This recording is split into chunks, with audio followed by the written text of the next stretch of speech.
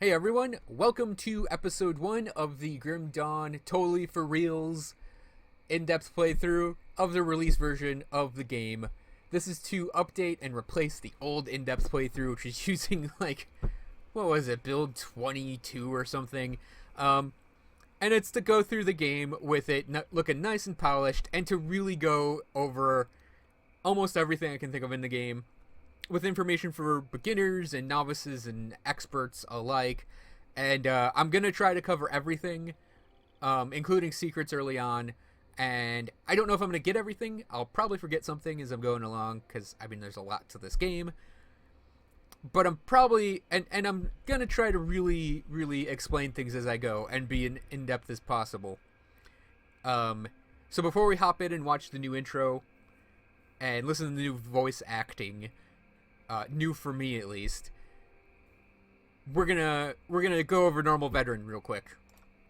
Normal difficulty is your starter difficulty. I don't know if I'd call it easy mode for a real beginner in the game, but it is sort of the starter difficulty. It's not too hard. I mean, if you don't know the game, it might be difficult, but once you're kind of used to the game, normal does kind of become the easy mode of the game. And veteran is basically normal mode. It counts as normal mode for completing the game, but the enemies are a little tougher. They hit a little harder, but I believe you get a bit more experience and loot out of it. And I generally just start off on normal. And sometimes or start off on veteran. It's up to you whether or not you want to start on normal or not. And I'm just going to do everything on veteran. And, some people who do play the game a lot do start on normal because you can get through the early levels quicker, get a little more efficient early on. I personally just want the challenge right off the bat. And regardless of what efficiency comes with playing on normal. And I'm going to point out for anyone that doesn't know my channel or know how I play games, I am not super Mr. Efficiency Man. I tend to balance out playing well with playing for fun. And I treat Grim Dawn in the same way. I won't build things to be min-maxed efficient. I'll build things, to be playable, but still maintain a bit of fun. And I'm more laid back in how I play too. You're going to see me die a lot. So let's get to that.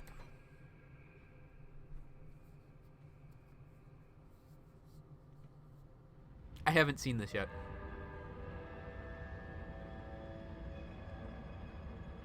Well, I have. Whatever. We paid a heavy price, but the trap worked. You seem surprised. It's been a while since we've had a win.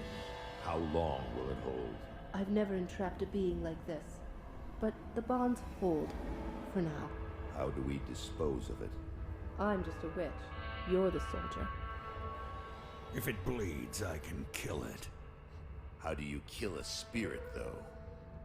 If you kill the mortal vessel while it's bound, the spirit may perish within. If it escapes... It's listening to us. What are you? Others of your kind name us ethereal. Why have you invaded our world? Your world. We existed first, but were managed by your corrupt gods. Your part opened the way, and now we return to reclaim what by right should be ours. I've heard enough of this rubbish. Let's hang it.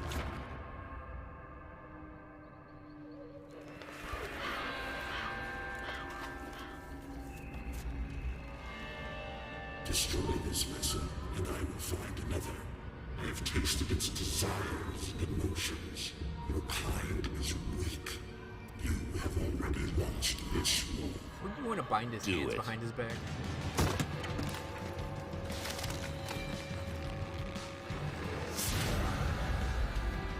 Captain! Cut him down!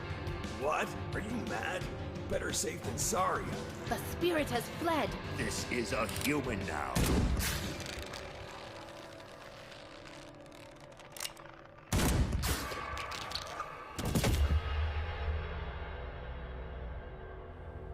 The captain is was correct. When they awaken, they won't remember a thing. The ethereal was right. The war is lost. We're a resistance now, and we need every human survivor we can call to our cause. Maybe this one here can still die with some honor. If they ever wake up, send them to me. Oh, I'll die If with a they whole don't, lot of honor. Bury And even them without deep honor. with the others.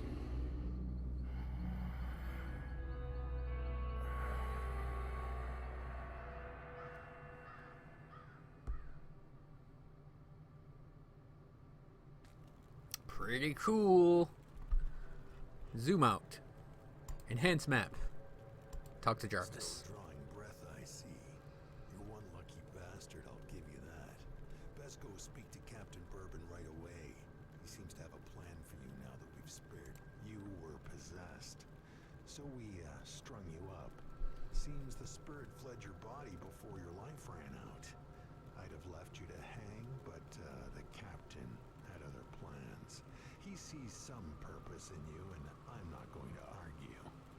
He's up the road, in the courtyard. Don't make me regret cutting you down.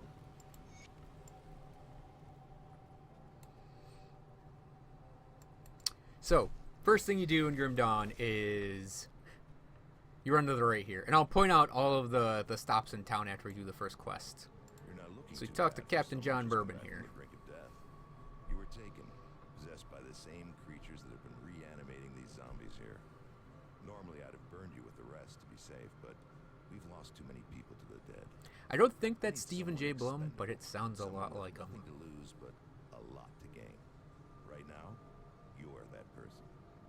Prove your worth to me, and the survivors of Devil's Crossing may just welcome you. The bodies of the dead are rising again in some horrible unlife. Corpses don't just get up and move around on their own. Something is reanimating our deceased with ethereal energy. We have observed the dead for some time, and they appear to be flooding Lower Crossing from the burial hill, just beyond town. I want you to go to the burial hill, find whatever is controlling these abominations, and destroy it. You will need to fight your way through Lower Crossing. Once you've crossed the stream on the far side of town, there will be a beaten path leading up to Burial Hill. I know I'm asking a lot of you, but I'd be asking a lot of my people to welcome you with open arms too.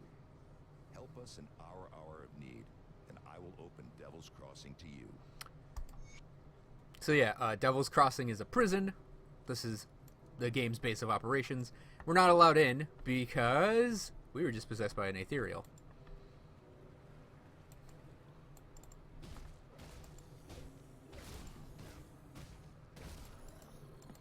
So there's always this corpse here, and it always has something in it. In this case, we're going to equip that two-handed great axe for now. I'll point out a lot of the menu stuff as well once we pick our first class.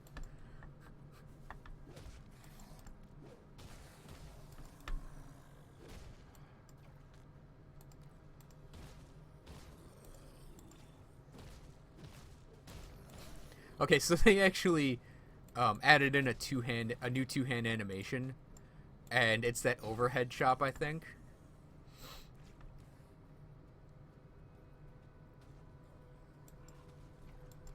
Now in Lower Crossing, there are just a lot of buildings here that you can go in and knock over like bins and stuff to get in and look around.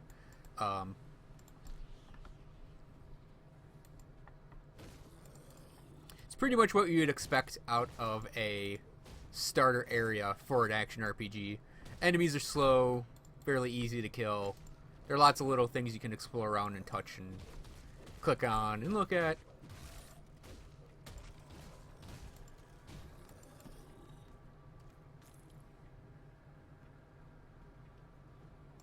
Oh, that's new.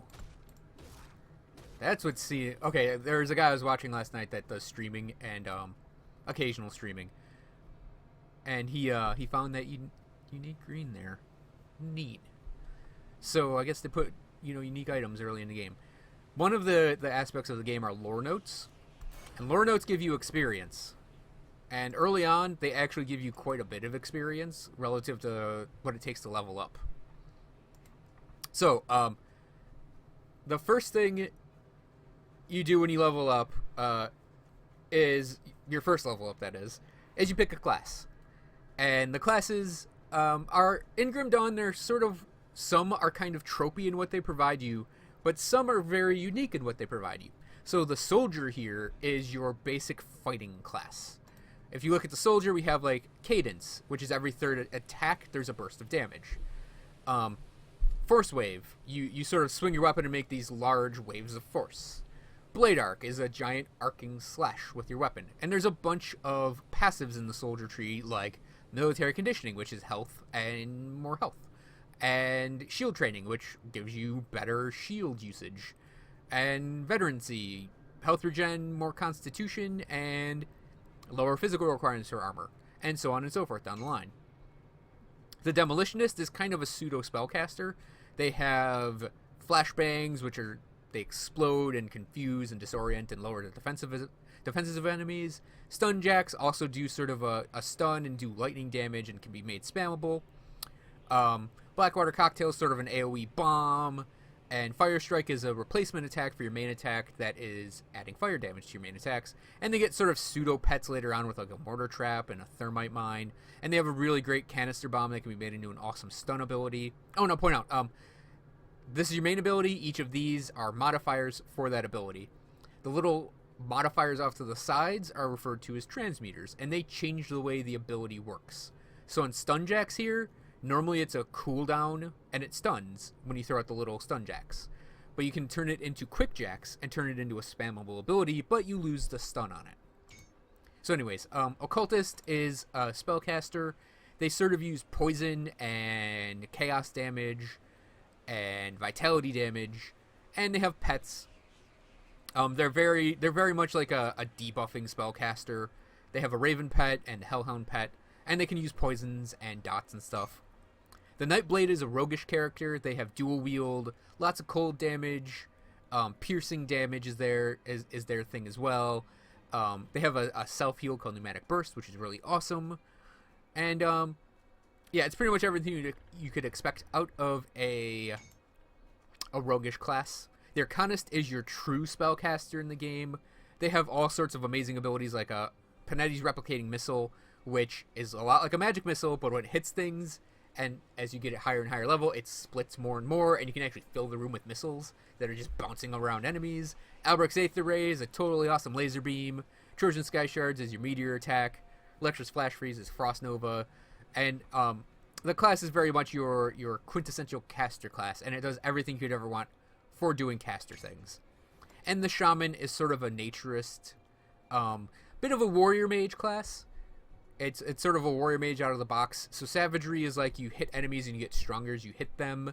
And Primal Strike is like a big two-hander smash that does a big lightning burst.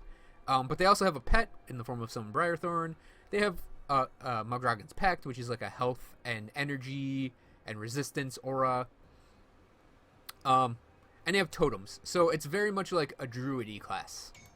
And speaking of druid, I think this build, well, I know this build is going to be a combination of Arcanist and Shaman.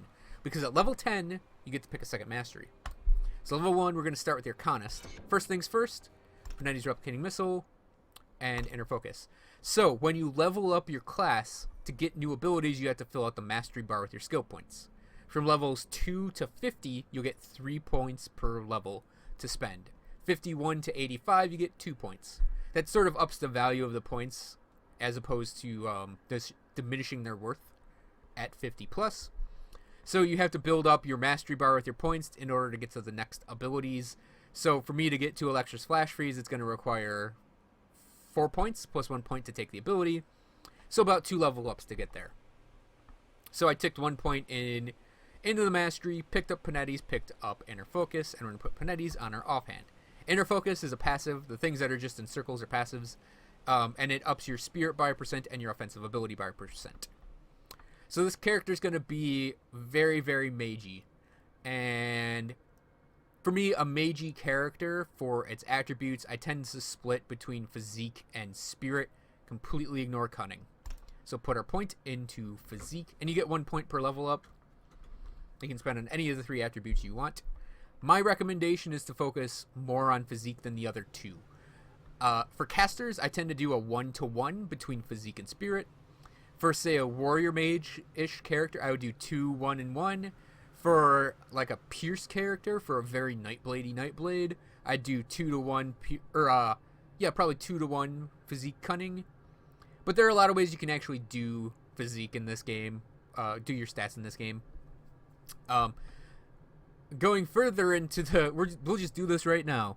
Going further into the stats, physique will give you bonus health and bonus health regen, and also give you some defensive ability. Cunning gives you bonus physical damage, pierce damage, and bonus duration, I believe, on physical pierce things, on your more physical attacks. Bonus duration damage. Yeah, so any dots, I believe, like bleeds, would get bonuses from that. Spirit gives you bonus magical damage, bonus duration damage, presumably on, burn and frostburn and acid and electrocute, bonus energy, and bonus energy regen.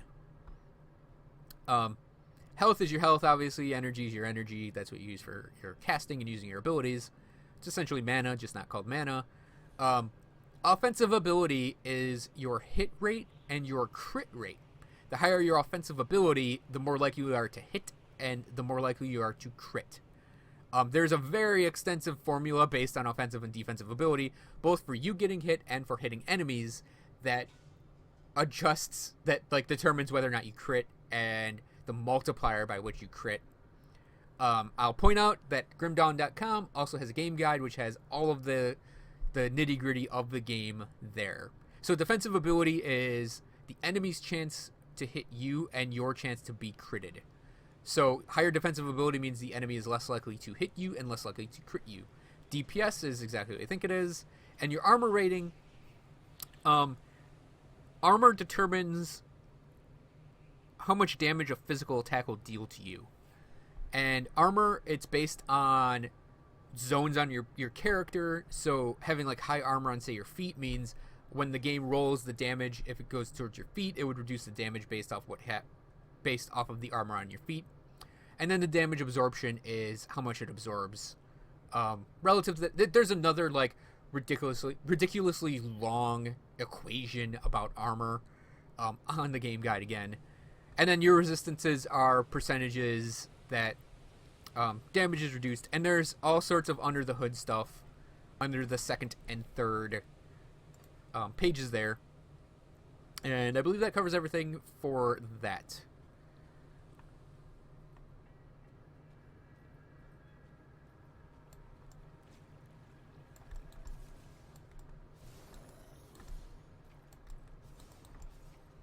So, Rift Scourge enemies.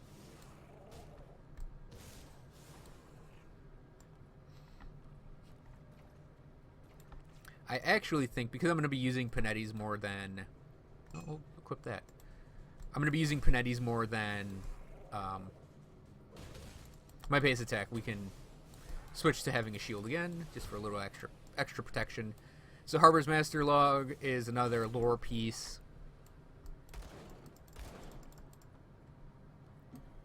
Yeah, and this green gun, let's see if we get a fireball to proc. Grim Dawn that was a fireball, though you couldn't really see it that well. Grim Dawn's interesting in that a lot of the items in the game have skills attached to them. Sometimes they're skills you have control over, and sometimes they're skills that happen in a percentage-based manner. So there's a fireball thrown in there. Fireball, this little fireball is percent on attack.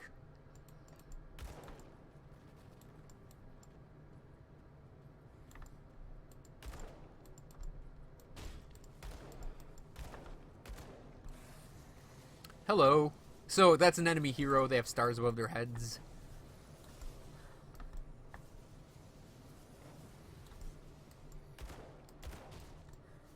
He's new. He's actually brand spanking new. So when you kill an enemy hero, they'll drop spoil orbs. So you break them open and they explode and loot.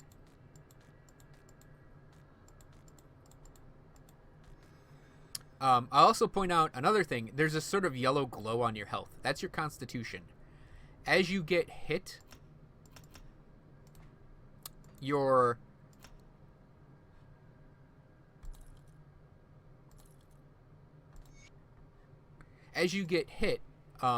you obviously take the damage. But in between combat, and I'm going to get hit by this Walking Dead here. Come on. You can do it. You can hit me. So he's... Come on. Come on, guys. Deal some damage to me. Okay, so we've been dealt damage. And if you watch, the yellow bar goes down while our health gets refilled outside of combat. Wow. That guy went flying.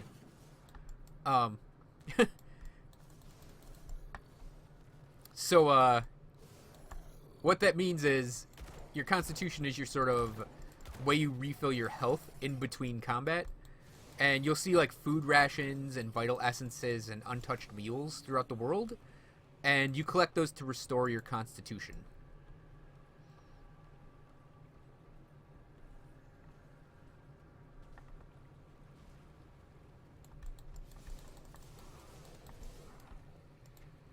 So, whoops.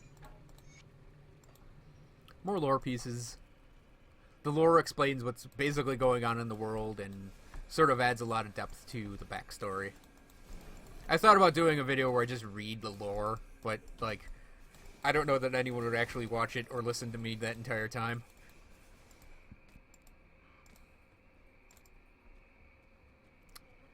So, Rift Travel is the waypoint system, so we can go back to Devil's Crossing from here, and we also have our town portal. It's completely free. You can open it anywhere you want, almost. There's like maybe 2 or 3 rooms in the game you can't actually open it in, like the final boss's chamber.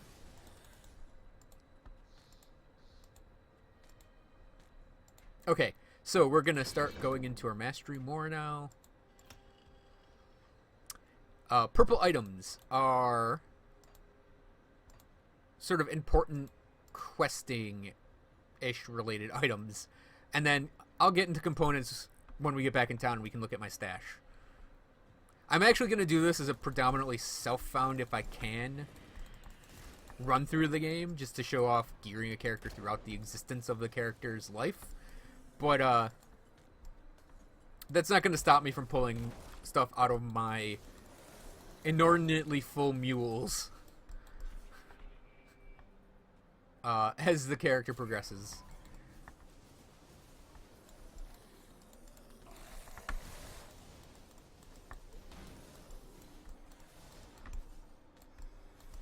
So we picked up that food ration. It restored our constitution. Constitution, I'd probably say it's... I don't really think it's that abusable, in all honesty. I mean, it kind of seems like it sometimes, but it's not really.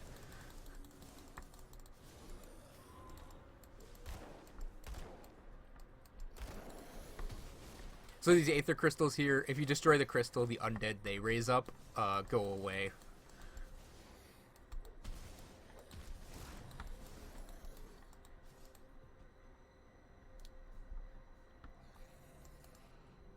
So Burial Cave is where our first boss is.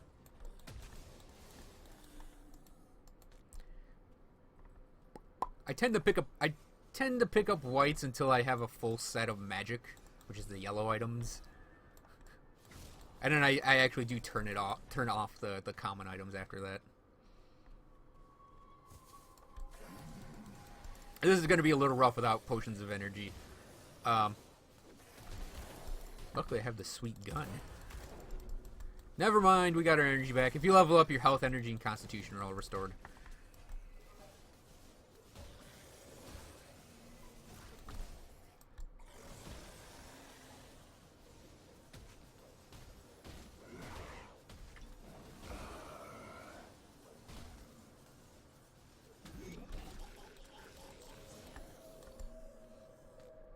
All in all, not too difficult to boss. So we'll grab up, so Electra's Flash Freeze is a Frost Nova effect, and I will actually grab Scoundrel's Elemental Exchange, which is what's called a toggled passive. So we're at 66 and 58.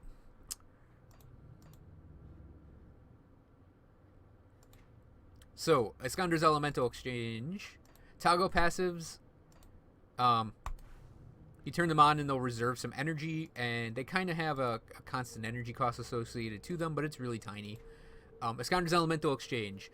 I'm going to note this here. A lot of the Arcanist abilities don't have weapon damage on them. So Albrecht's Aether Ray is just fire and Aether damage. Kalidor's Tempest has the fire Aether damage, but it also has main hand damage. What this means is certain skills have fixed damage types on the skills, and percentage damage will increase the damage that deals. If you have flat damage from a source, so in this case, Iskander's Elemental Exchange has 3 elemental damage, that only affects your basic attacks, or attacks that use the basic attack animation / have weapon damage on them. So that 3 elemental damage would get factored into Kalidor's Tempest, but it would not get factored into Albrecht's Aether Ray, because there's no weapon damage on Albrecht's Aether Ray at all.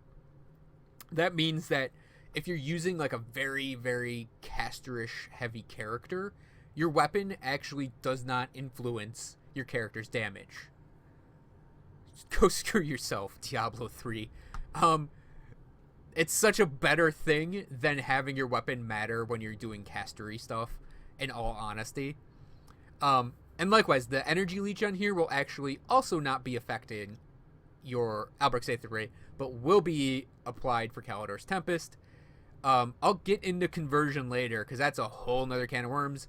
The main reason I pick up Iskandra's, it acts really well as a 1-point ability, but it does actually act really great if you max it out, regardless of the caster type you're playing, is that energy regen. Energy regen is a huge thing for a lot of the builds I play, because it helps you sustain the abilities.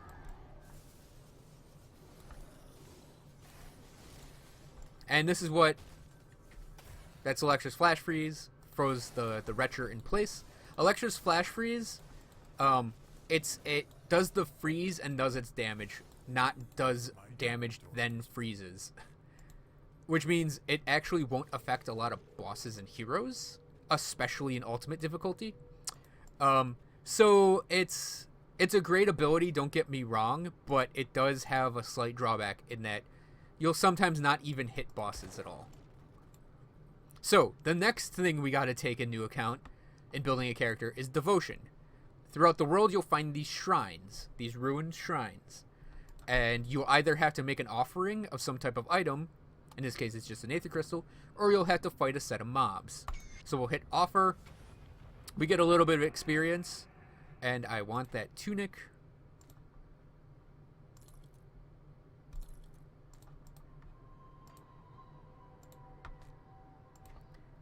Because energy regen. What does that even have? Aether damage cunning. So, yeah, we're gonna start picking up devotion shrines as we go through the game.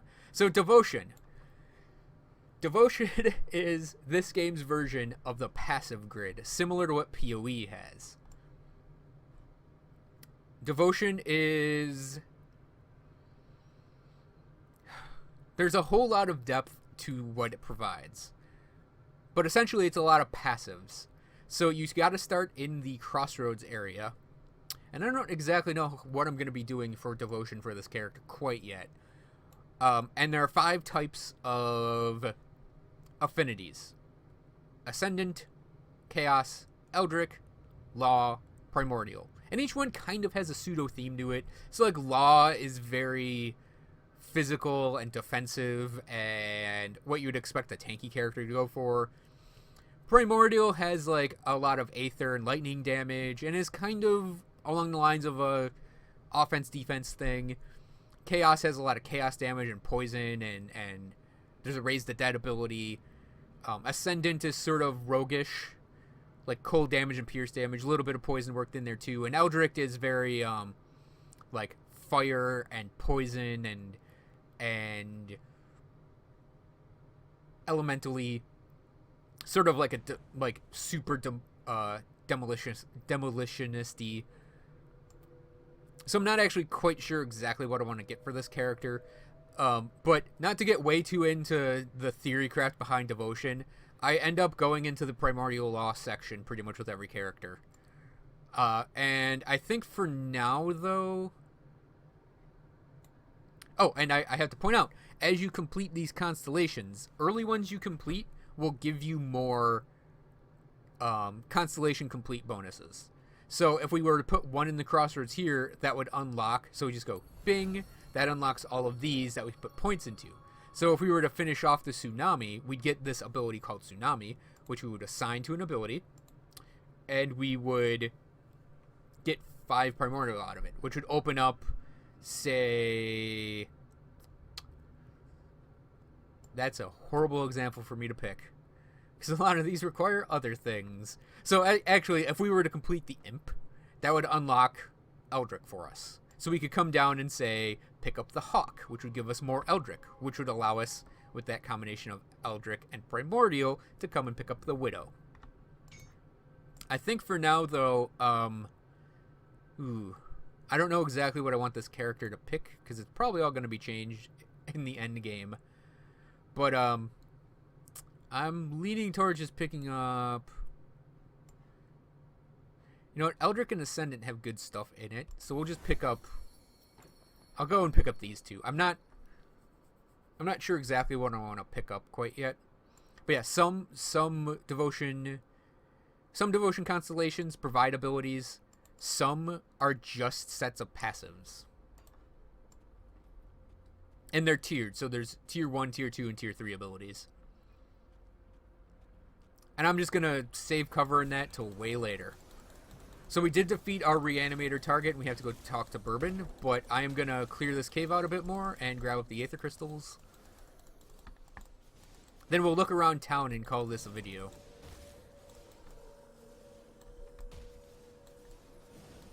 Obviously, this character is not going to be using Panetti's replicating missile throughout his later career.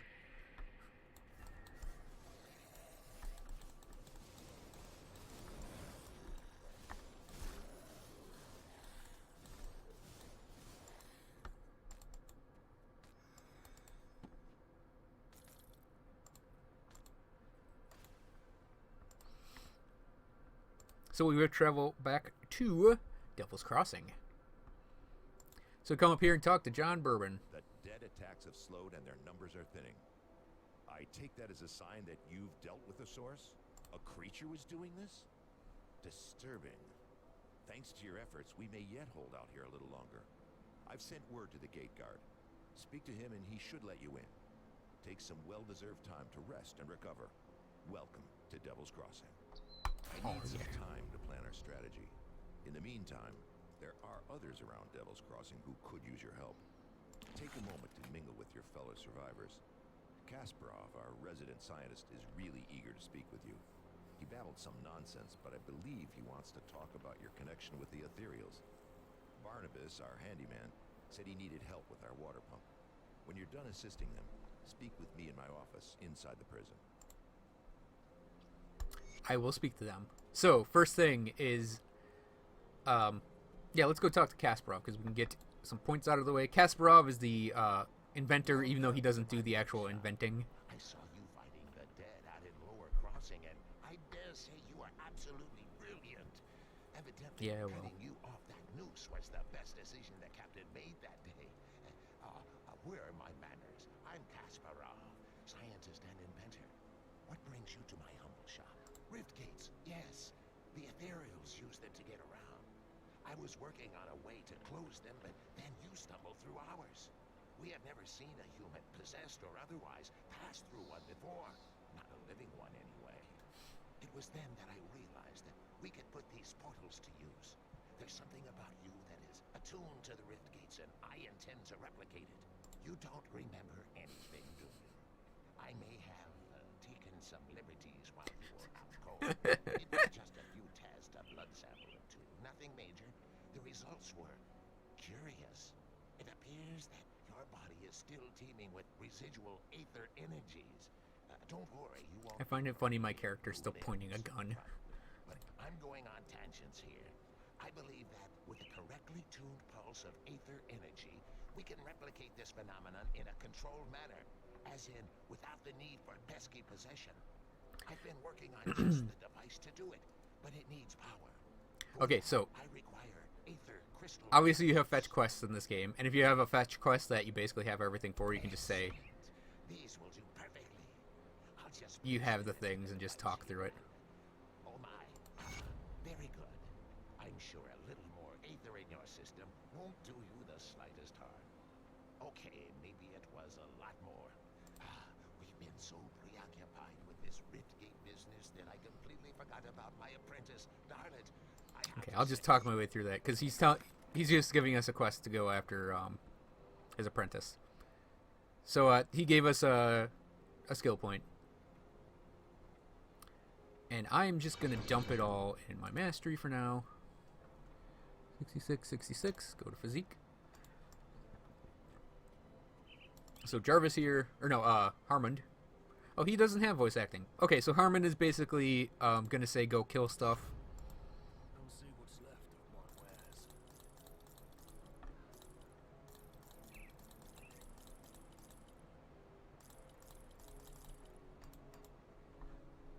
Put it to good use. Go kill stuff for us. We're going to go do it as we go out there. So Barnabas here, he's like their Done quite a service with the dead. their handyman. Got hands to spare for old Barnabas. Let's get to business, yeah? Our wind pump's broken down again, and we're running low on water. We're all out of parts, so I can't fix her up. Can always melt down what weapons we have, but I'm not too fond of being devoured in my sleep. I'll need scrap from Lower. Search the ruined houses and the old dumping grounds on the far side of Lower Crossing, past the burial hill. Smash some junk. Search the bodies of those things roaming around out there. Where you get it isn't that important to me, just that you get it soon. We're running out of drinking water. Nothing to be said about ever taking a bath again. So yeah, he just says go get scrap. So we talk to the gate guard. Brooke, he'll let us in. So around town there are a bunch of people. We've got the quartermaster here, and here's another aspect of the game is reputation. There's positive and negative reputation. The positive allied factions, as you kill things, do quests and do bounties for the various factions you get in the game, your reputation goes up with them. It goes from tolerated to friendly to respected to honored to revered, and you get unlocks as you go. And then there's negative reputation, and negative reputation is as you kill enemies and do certain quests and bounties in the game, you'll earn negative rep with factions, your enemy factions. And these go through hostile to despised to hated to nemesis. At despised, there's extra enemies of that type. At hated, there's more hero spawns. And at nemesis, I'll leave that as a surprise. And there are I think 11 total in the game. A mix of positive and negative, and some you actually get to choose whether or not they're your allies or not. And we'll cover that when we actually get to it. But at the quartermaster, there are these 4 sets of items you can buy as you gain reputation, and some of them actually get really good for high level gear. Direni, we'll cover him in a minute. So Sybil Hart wants you to go find/confirm her brother's dead. There's just another NPC there. Here's something a lot of people miss is a crudely scrawled note. Piece of lore. Whatever like the little lore pieces, they absolutely help you get more experience and progress through the game. So, Greetings, child. I am pleased to see that the taint of possession has left you.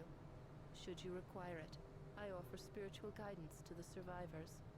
I will gladly extend this service to you. okay, so the spiritual guidance she provides is respecking both your normal abilities and your devotion points. Devotion points require iron bits and an aether crystal per point, and then your normal skill points is just your iron, your money. Constance will give you a quest later on. She's watching the kitties. And back here, Carlisle is our smuggler, and he is our shared stash guy. So this is shared stash. You have to buy these 3 pages, and then you have this page all to your lonesome for that single character. So last thing I'm going to cover are components. And components in this game are tiny little additions that you can add to your gear. I can add... Okay, so Polished Emerald is kind of a super basic one you can use from level 1. It gives you a tiny bit of physique, cunning, and spirit. So you just right-click it, and then let's just throw it on a ring. Yes, now that component's on that ring, so it'll provide those bonuses. And components can get really, really powerful later on. And they can actually even offer you new skills later on. So like the, say, Blessed Steel gives you Sacred Strike, which is a completely activatable skill for you, and it like deals a ton of elemental damage and reduces enemy elemental resistance. And yeah, various of components do various things, and they're also needed for crafting in the game.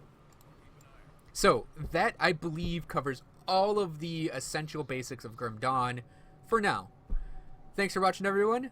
I hope you enjoyed this video, and next time we'll be back going after Scrap to help Barnabas with the water pump and exploring around the world outside. So thanks for watching, and I'll see you guys then.